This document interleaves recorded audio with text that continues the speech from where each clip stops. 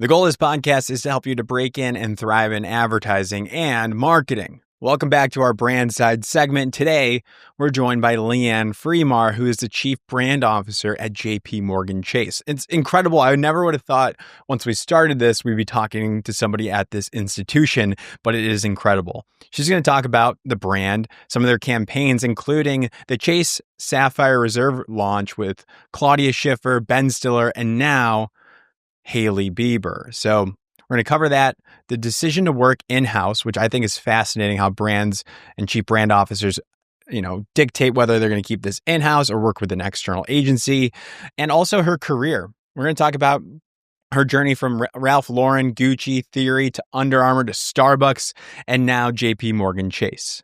So on with the show. This is the Breaking and Entering Brand Side podcast. And as usual, I'm your accomplice, Gino Schellenberger. Kick it, Ellie.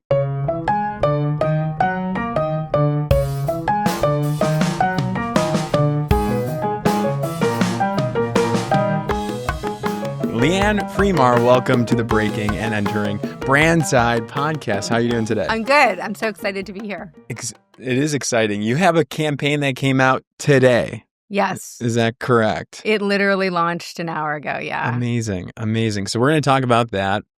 I want to learn about you and your role today, how you broke into this business, and a little bit of understanding of in-house versus external agencies, how you balance that all out. How does that sound? Sounds great. I'm ready. Wonderful.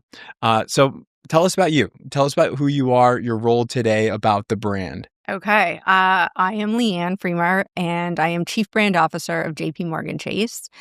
I oversee a big portion of our sort of go-to-market process and all of the interactions that you're seeing with customers that are really taking place across sort of IRL and in paid media. Interesting.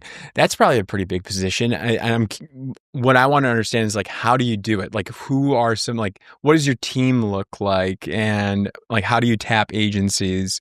Which we'll get to. Before we get into all that deep dive stuff, we're going to do some rapid fire questions. Okay. How about that? Sure. So Ellie has a producer mic. Is that correct? Okay. So Ellie has a producer mic. She gives ratings on how well our guests do. Oh, no. The rapid fire questions. It's her judgment here, but I will provide the questions that are rapid fire, and you'll be usually judged off speed and quality of your answers. Wow. That's a lot of pressure to start. And it's really not that big of a deal. No, you can't see these. These are rapid fire questions. Okay. I'm going to set the stage here. Question number 1. Are you ready? I am. Okay. It's a very big deal. Where are you most creative? That's hard. I guess walking. Walking. What's your greatest source of inspiration? Pop culture. Pop culture. What's the best concert you've ever seen?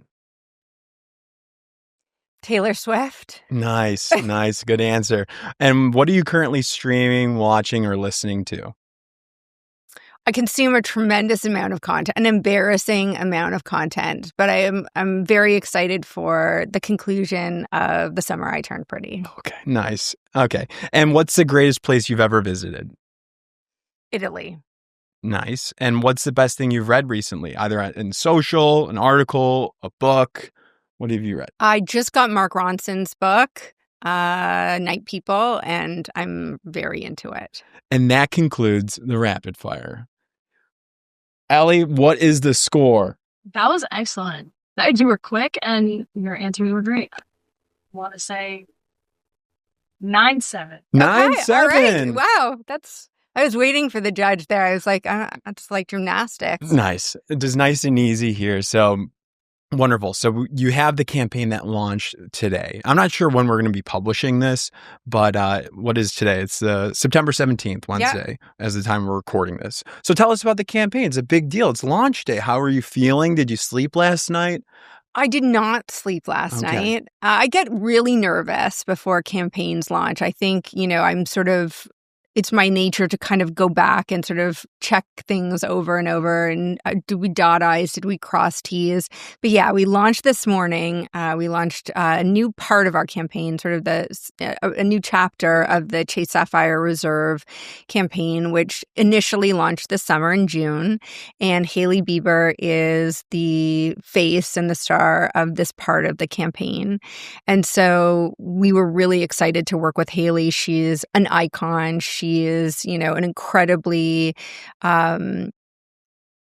she's a person of incredible interest. She's obviously an entrepreneur and a mom, and she's got a husband who makes music, and so we were really excited to be able to bring Hailey to our Sapphire audience and bring our Sapphire campaign to Hailey's audience, and so yeah. Right. So this is another extension, another chapter of a larger campaign. So let's back it up. What is the larger campaign? Give us the background here. When did it launch? Who is a part of it?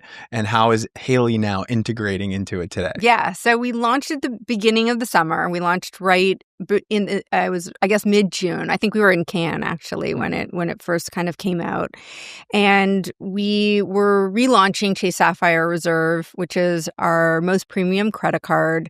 And we were launching with an amazing new slate of benefits and services and ways to bring just incredible value to our customers. And so we wanted to think about how to bring the Chase Sapphire brand to this new audience and really break through. That's, obviously a big consideration for us as we think about how we're bringing things to life. And breaking through is increasingly challenging. You're looking across lots of channels, and you're also in a very competitive marketplace, and a marketplace where in the credit card business, things start to look commoditized and everything starts to look very samey. So we launched with Claudia Schiffer.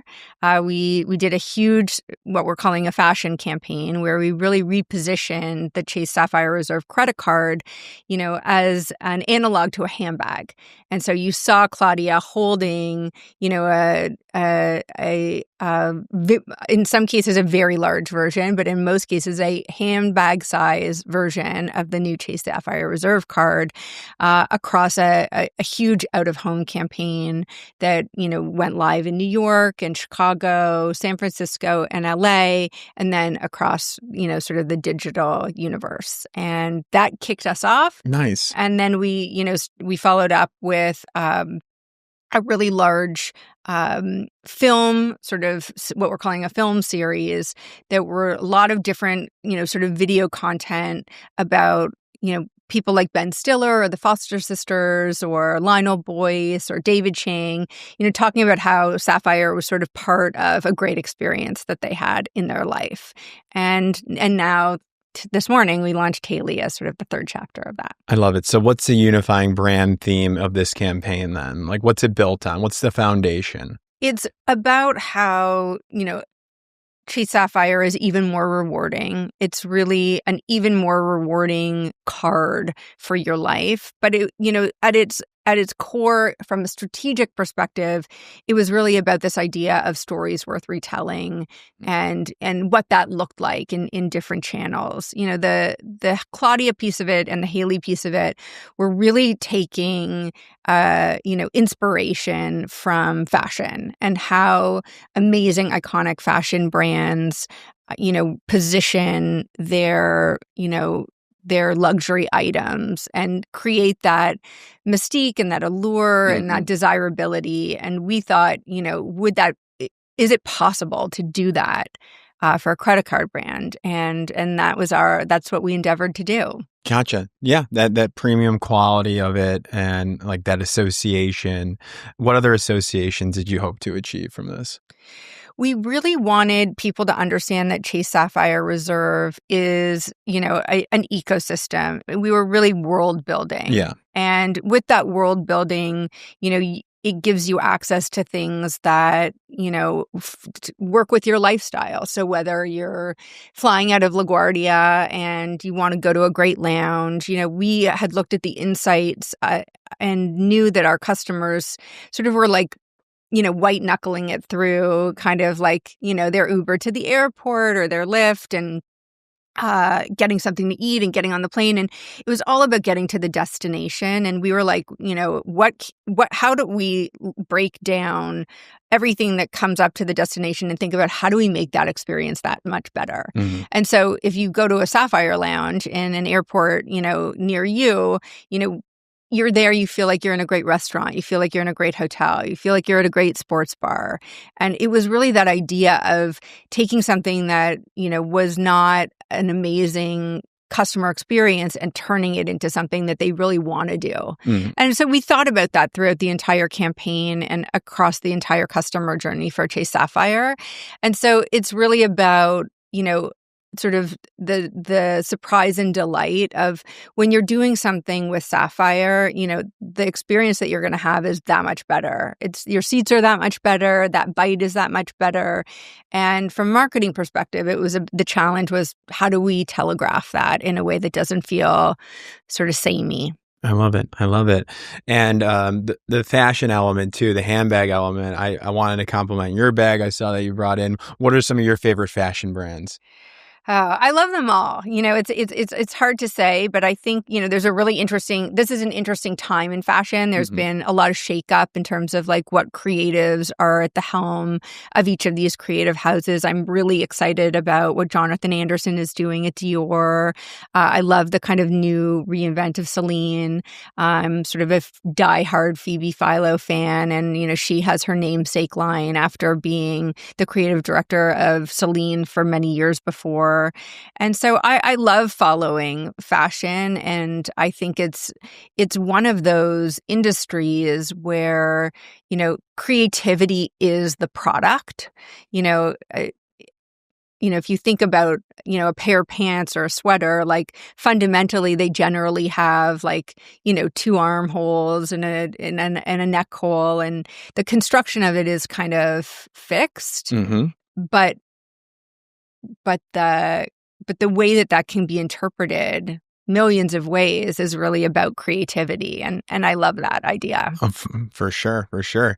So the campaign is out now with Hailey. What comes next? Can you give us a teaser, maybe a scoop here about what we can expect in the future? Yeah, I mean, we have a lot of things cooking at Sapphire. So I think what you're going to expect the unexpected and expect to see a lot from us. We, had Hailey launch this morning. We shot with her in July. We actually just shot our next subject for our next campaign. Oh yeah, who was that again? And I can't say who he is. Jackson on his head. He's like, nice try. Get the scoop. But I can say he's pretty remarkable, and so I'm very excited about that. Is there any affiliation with Hailey Bieber? No. Interesting. You see what I was trying? Yeah. I'm curious how this campaign came to life. Was this in-house, or was it made by an external agency? This campaign came together in-house, and it was a really fun opportunity and experience for our teams. Again, like I said, we were really trying to kind of break a little bit of the paradigm of what the go-to-market process has generally looked like. And I think we had to force ourselves to think about how to break that paradigm. And part of breaking that paradigm was breaking sort of the agency client relationship on this one. And so we worked with some great partners externally, but the insight and the strategy and a lot of the creative execution was executed in-house. We did have some partners who came sort of and helped us on the production side and really sort of helped us fine tune it. And, Droga has been a longstanding partner. They were a great partner of ours. Play Work Group is, sort of more of an art direction firm, and they worked with us on, some of the picture making. But, the creative idea came entirely internally from our team. This is fascinating. So who briefed it? Was this from you? Was this your brief to the internal team? How is this going to operate? And also, is this like the first in-house campaign? Like, that you guys have created. It's not the first, but it Okay. is the biggest. The biggest. Got it. And so we briefed ourselves. We, obviously our line of business partners are briefing us on the product and when we're going to market. Sure. And our insights team is, doing all of the deep research on what the customer behavior is for the product, what the value proposition is going to be. And then we sort of understand like what our entry point is going to be, who our target audience is. Exactly. And how are we going to get, sort of resonate with that audience. But then we briefed ourselves on what does this audience really want to see, and how do we create something that story tells the product in a way that is quite frankly a lot more romantic than what we've done for other launches or other products. And again, I think that's like one of the things that's really special about Sapphire is as a product, it's a credit card, but what you can do with it, where it takes you, and the kind of experiences that you have with sort of Sapphire there, by your side, or as that payment product at the end of the day is, it is about all of the things that our audience and our customer, are really passionate about. So it's like travel, dining, live events, experiences. Like these are the things that memories are created from. And so we felt like we wanted to bring a certain kind of romanticism to the campaign. And so we briefed ourselves in-house. We developed all the STEM in-house. We tested it with our insights team and with customers. And then when we got, a lot of green lights about it, we produced it ourselves. And so fascinating. So I guess, how is this dynamic going to look going forward? Tapping agencies versus, you briefing it to your teams. We have incredible agency partners. And I think when you're working at the size and the scale that we are across so many brands and lines of business and products and services, our agencies are an integral part of what we do. And so I value those partnerships and those relationships deeply. You have to have them. Yeah. 100% you have to have them. And we don't just have them, we have amazing ones, that we're really, really grateful for. And so I think that, we will always lean on our agencies for, a lot of the work that we do. But I think this campaign and what we were able to do at this size and scale also gave us a lot of confidence that we can do it in-house. And I think that, we've spent the last few years assembling an incredible insights team, brand management team, creative team, media team, talent team, sponsorships team that really we're pulling people from agencies and from other brands, and we've assembled something that's really special. And this was really one of those moments where we were able to really see the rubber hit the road in terms of harnessing the incredible amount of talent that we have internally.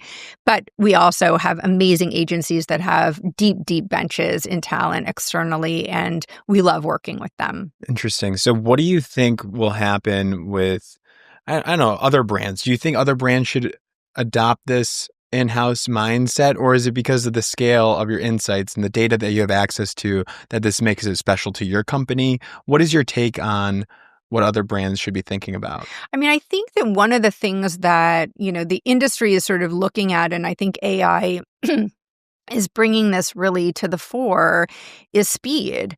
Speed and agility, and the medium is the message, and different channels and different behaviors. And all of that is being driven by, sort of audience and customer expectation.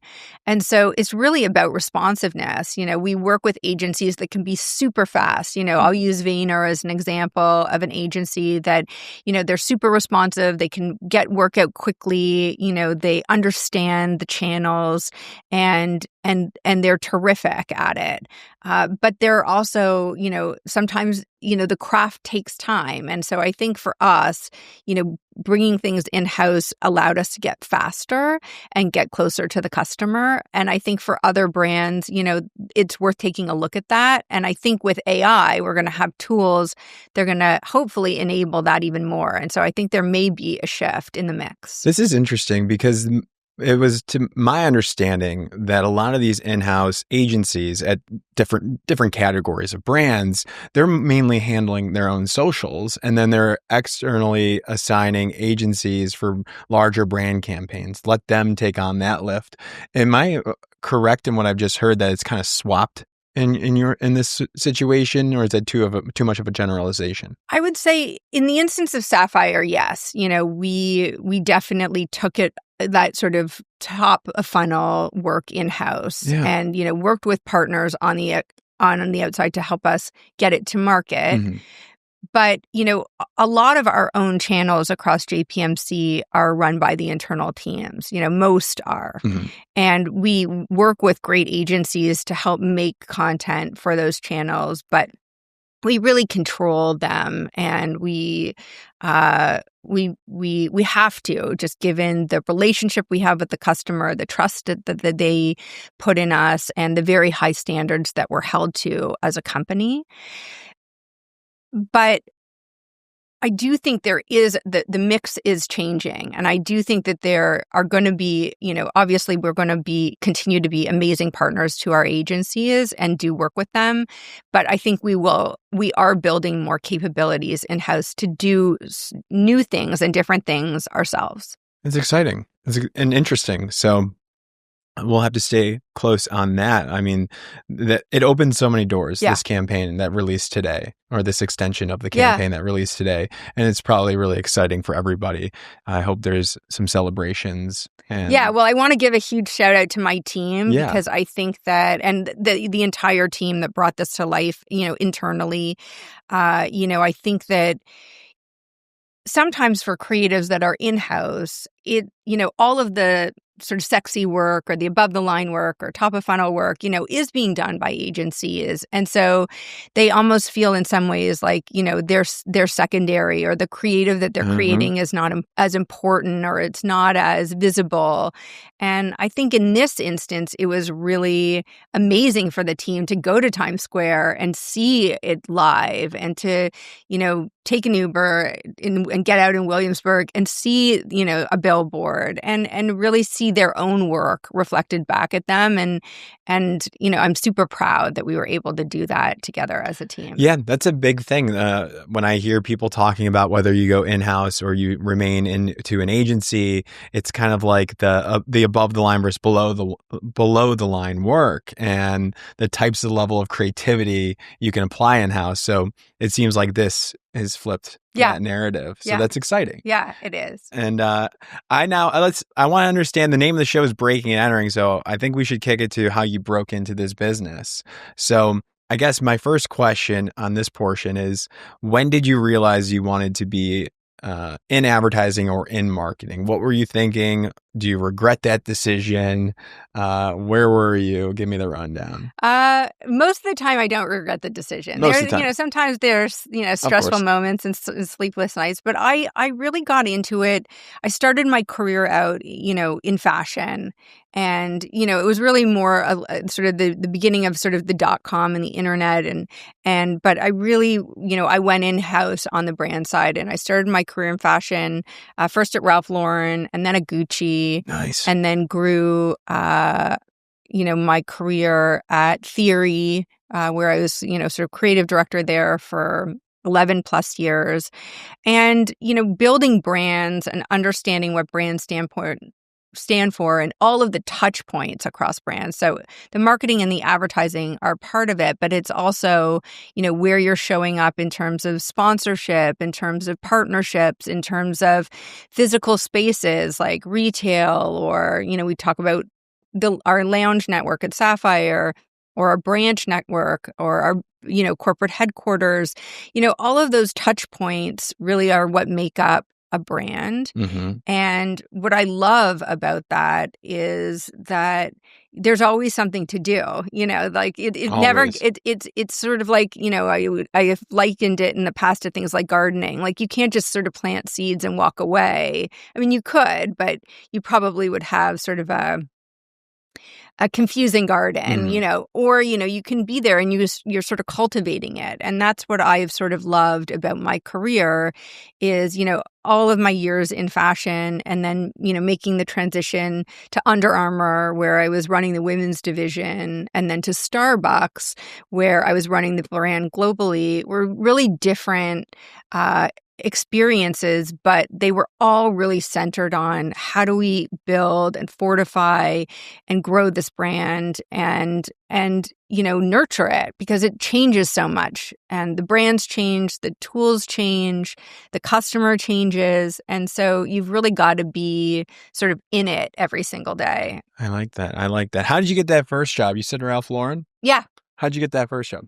I had been working at an agency, actually, and we had done really one of the first e-commerce websites for Tiffany and Company. Mm-hmm.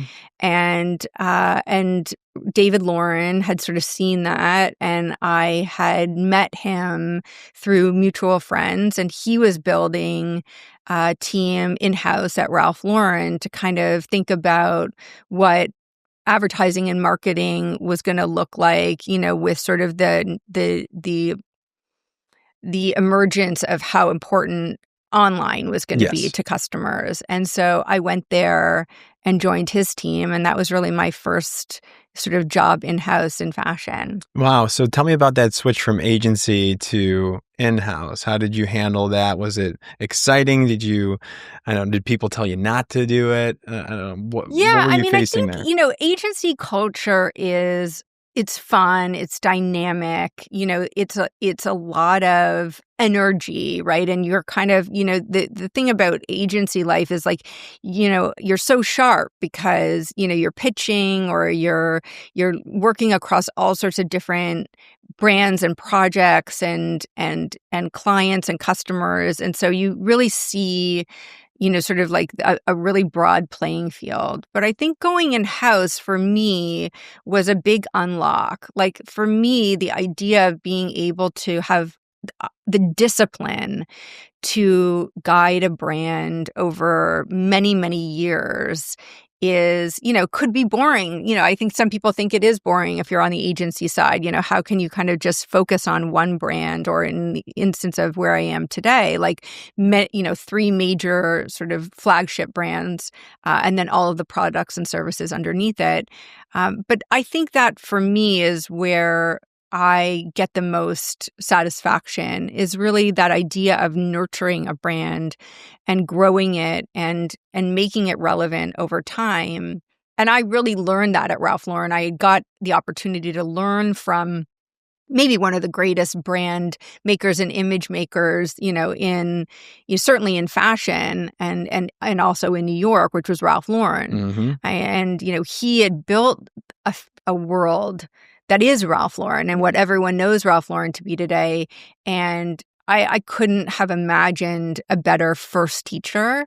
And then when I went to Gucci, I worked, Tom Ford was the global creative director and obviously designer across Gucci. And then, Keurig, which is, had then purchased Yves Saint Laurent and many other brands. And I really got to learn what brand looked like, under Tom, and the standards that he set for the company were something that I think even sharpened my skill set even more. Oh my gosh, this is incredible. I was going to ask, I was going to tell you that one of our friends has the Polo logo tattooed on his, like right below his calf. So that's a pretty good barometer if a brand has resonance in definitely their audience or in the world. Yes. Which is wild to me, but hey, he's got it forever, that tattoo. But so what would you say across your career is your superpower in the brand side? I think I have a great ability, and I think it's really more of my work ethic and sort of my attention to detail, qualities and characteristics that I have, which are attention to detail or discipline, to be able to really look across the whole chessboard, and I think that I can see, in a company like JPMC, like all of the levers that we have and all of the brands and the products and the services and the customers and the segments and the opportunities that we have to connect with customers, and getting that to work in harmony and then also in isolation is challenging, and I love that challenge. I was going to say, like, the vision of like the media mix today is wild, all those different touch points. And then you do that at a large company, and all the ways that you can entertain and engage in those touch points is intense. It's a lot. So you have that superpower. So what would be your advice for somebody that's breaking into marketing, or maybe they just got their first job? What would you tell them or a younger version of yourself to develop that skill set? I think that it's important to understand what you're good at. I think a lot of people, or certainly I can speak from my own experience. I tried, as part of working in a company like Theory, or even earlier in my career in places like Ralph Lauren or Gucci, you're really doing a lot of different jobs when you're breaking in. You're hired to do something, but you're asked to help on this, or you're rolling up your sleeves on that, and so you're trying a lot of things. And I think that was one of the things that was most valuable to me. Was I didn't really know what brand was when I was coming to New York or when I was starting my first few jobs, but I learned what I was good at, and I learned where I liked to spend my time, and that really helped me focus. And I think that is, but you have to try things. And I think what I see a lot with sort of more of the junior members on my team is they're afraid to try this or to move to this role, to try something. And I really encourage them to try it, because one, if you learn that you don't like it, then Mm-hmm. But two, if you learn enough about that thing to be dangerous, it makes you, it broadens your depth of knowledge. And so if you want to be able to be specific about something, learn it. But the more you learn what you don't know, but you learn enough about it to know how it works or why it's important, you can be fluent in those conversations, and it can help you, when you're on a team. Totally. Yeah. You have to know. Thank you. Yeah. Knowing what you're good at, knowing what you're not good at, and then going all in, or even addressing those weaknesses and building them over time. That's also great too. Anything else that we need the people to know about you, your career, about the company, the campaign that I did not ask you? I mean, I think the other part of this is you have to have a great team. I think you can't, it's very hard to be a marketer alone. Even if you're just, even if you're working in a very small company, or you're, sort of working as a very small business, team is critical. And it's really what makes, I think, this industry fun. Certainly, AI is going to help augment teams a lot. And I think you should, we all need to lean into those tools, because it will multiply our talents and capabilities. But, being on a team and being a part of a team is really what makes, I think, our industry really special, and having that team internally. And then, in my instance, the agencies are an extension of our team. I don't see our agencies as agencies. I see them as an extension of our brand team and what we do. And I think that has been part of why we've had such great agency relationships for so long. And so that teamwork is, I think, really what makes it the most fun. Absolutely. It's way more fun. I mean, we have a lot of fun in here with all this squad. It's a great team. It's a great squad. And here. I love what you're doing. Thank you so much. I think, keep doing it. Thank you. Thank you. Well, how can people find out more? If there's any internship opportunities, job opportunities, where can they go check things out? They can go to the JPMorgan Chase careers website. Nice. We are always looking for new talent. And, I'm often out speaking and meeting with people. And I love it when people come up to me and give me their, business card or shoot me a text or an email. I think it's important to be approachable and to help the next generation. I would not have gotten where I was if I didn't have amazing mentors and leaders that really helped me along the way. And so I really feel like it's my responsibility to do that because there were a lot of people that helped me get where I am.